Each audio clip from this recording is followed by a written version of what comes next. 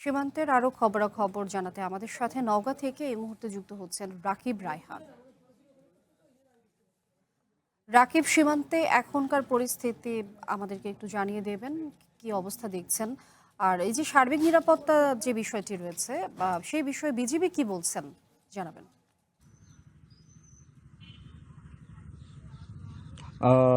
লিনিয়া, আপনাকে একটি বিষয় জানিয়ে রাখি।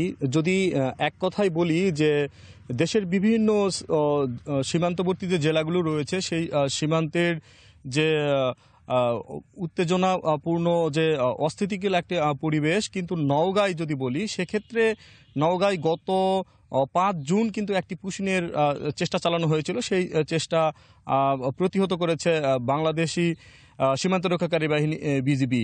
এখন বর্তমান পরিস্থিতি যেটি দাঁড়িয়েছে যে পার্শ্ববর্তী যে জেলা চাঁপাইনবাবগঞ্জেই গত কালই যে পুশিনের নতুন করে চেষ্টা হয় এবং বাংলাদেশি এই যে 7 জন যে আটক হয়েছে, এরকম কারণেই কিন্তু এই নওগাঁ জেলার যেই 120 কিলোমিটার জুড়ে যে সীমান্ত রয়েছে সেই সীমান্ততে কিন্তু বাড়তি নজরদারি শুরু করেছে বিজিবি।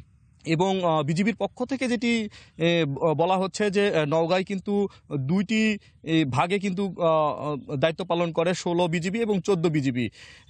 দুই যে অধিনায়ক রয়েছে তার সাথে আমার সকালেই কথা হয়েছে এবং তারা যেমনটি জানিয়েছেন যে নওগাঁর যে সীমান্তগুলো রয়েছে সে সীমান্তে কোনো ধরনের পুশিন থেকে শুরু করে যে কোনো ভারতীয় অবৈধ অনুপ্রবেশকারীকে ঠেকাতে কিন্তু তারা মোটামুটি সচেতন রয়েছেন। এবং বিজিবির পাশাপাশি যেই স্থানীয় যে আনসার বাহিনীর সদস্য রয়েছে, গ্রাম পুলিশ রয়েছে এবং সব কিছু মিলিয়ে যদি বলি যে যে বিজিবির পক্ষ থেকে বলা হচ্ছে যে তারা তৎপর রয়েছেন এবং যে তাদের যে আধুনিক সরঞ্জাম রয়েছে, রাত্রিকালীন টহল রয়েছে, ড্রোন ক্যামেরা রয়েছে, সব কিছু মিলিয়েই বিজিবি আসলে সতর্ক অবস্থানে রয়েছে।